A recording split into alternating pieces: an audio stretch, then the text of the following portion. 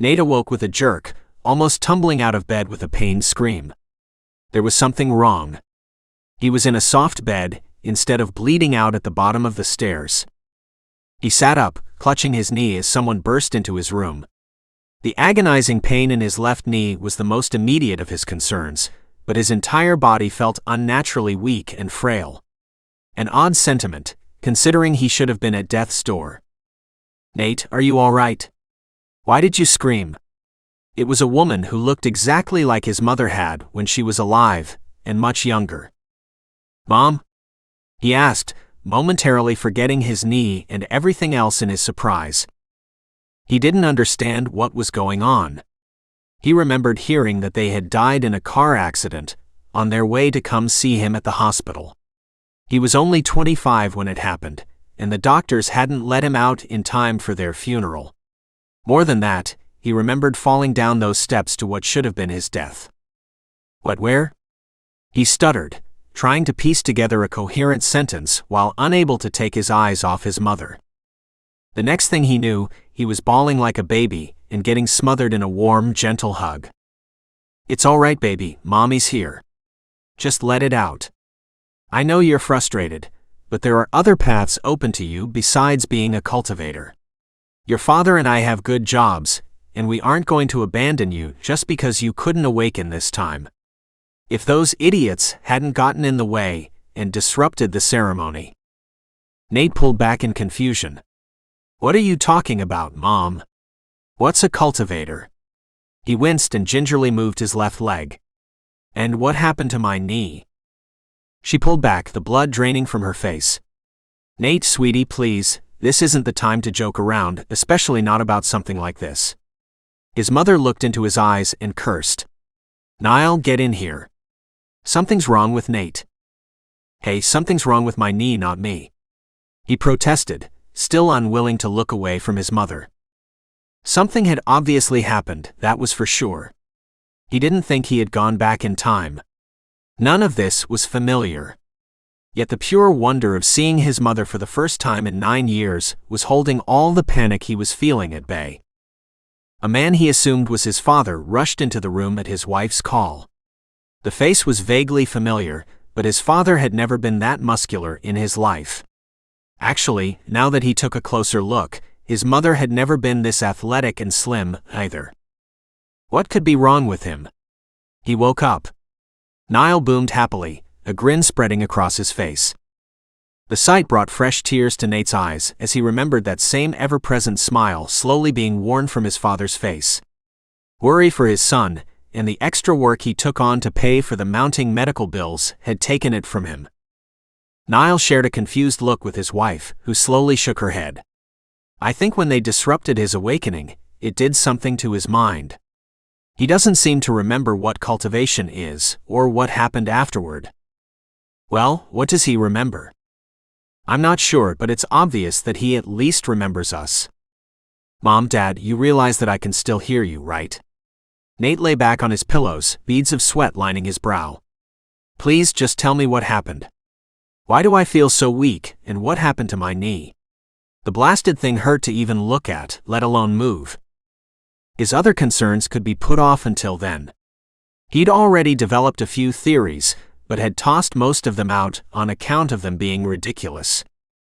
His father scratched at the back of his head and sighed. "Your school failed to protect you is what happened. You were attempting to awaken your core and become a cultivator, under their supervision, as the state demands.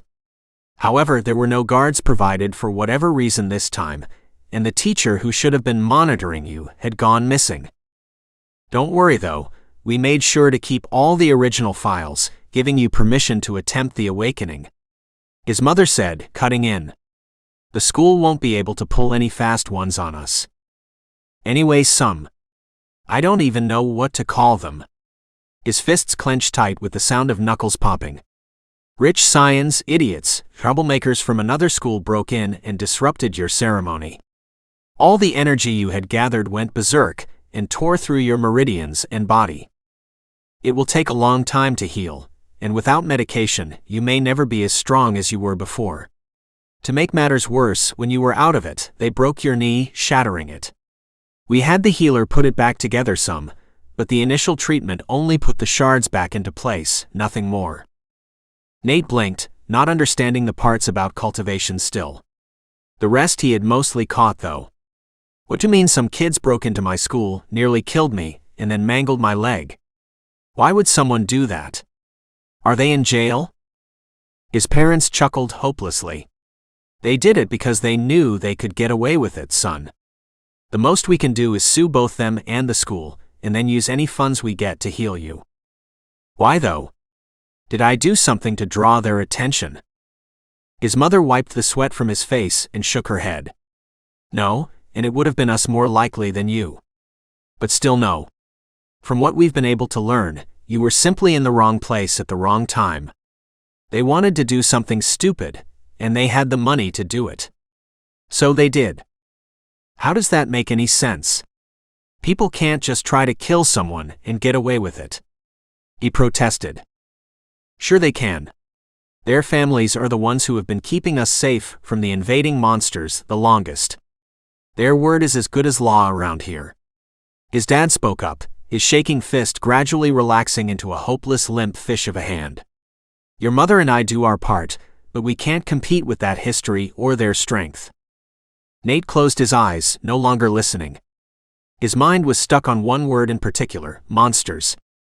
It had been said so casually, not like someone might describe another person who had done something horrific.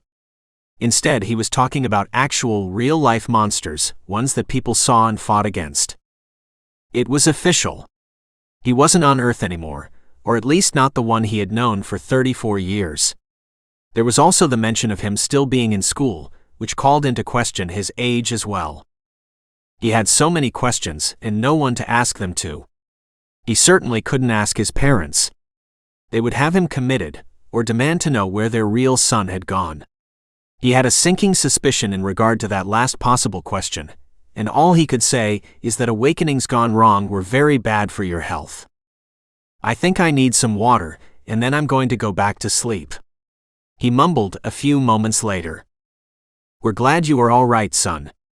You had us scared for a couple of days there, Niall said before leaving to get him some water. Days? How long was I out for? Nina swept his bangs from his eyes one last time and sat back. Oh, not long, just a week. We had the healer stop by every day to make sure you were still healthy. She sighed. I'm sorry this had to happen to you, Nate. It's all our fault. If your father and I were stronger, or we had gotten into one of the more renowned clans, no one would have dared do this. He weakly brushed a finger along her cheek, feeling how young and full of life it felt. So different from the last time he had seen her. I'd rather have the two of you alive and well than strong and in danger. Besides, you said we can sue them and get me some meds. Let's just do that. We'll get me as healthy as possible, and I'll try again. This time with proper supervision and guards. That's possible, right? She shrugged and slowly shook her head. I don't know. It's up to your body and how well you heal. They interrupted you right before you completed the ceremony, when you had gathered all the energy you needed to awaken. It was the absolute worst time they could have done something. She put her hand on top of his and looked toward the door as her husband joined them with a glass of water. What you just said about rather having us safe and alive than strong and in danger. Well, the same goes for us and you. We would rather have you alive and healthy-ish than risk another awakening where we might lose you. Let's just take everything one day at a time for now and get you healthy enough to transfer to a new school. Nate lay in bed after they had left, thinking everything over, trying to make sense of what had happened. As near as he could figure, his soul had been taken from his body when he died and placed into this empty vessel. At least he sincerely hoped it was empty, because he did not want to deal with there being another soul in this body. As to who had done that, or why he was coming up blank outside of it being some cosmic joke. It wasn't exactly the best answer, yet it did explain at least partly what was gradually beginning to appear on his left wrist. It hadn't fully materialized, but the same computer he had worn for the last year of his life was slowly taking shape. Not only had his soul been sent here, but his useless body monitoring computer had been as well. He didn't have the brainpower to figure out what was going on with its appearance. Besides, from the look of things, it could wait until morning. It should have fully formed from the ether by then. He shifted positions and winced as it tugged at his ruined knee. Throwing an arm over his eyes, Nate glanced up at the heavens. Even without his arm being in the way, the ceiling of his room and who knows what else would have gotten in the way of his view.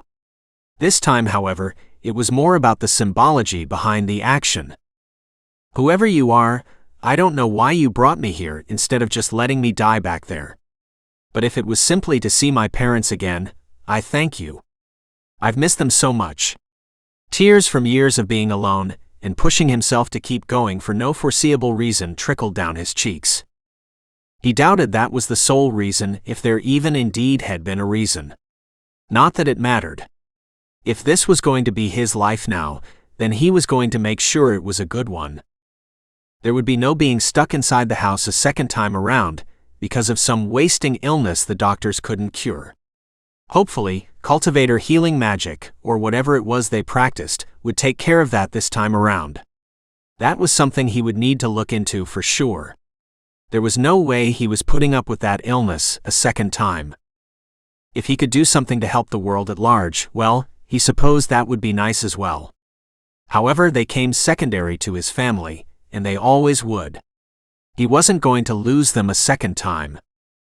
Unfortunately, that meant he needed to start studying and learn everything he could about this world.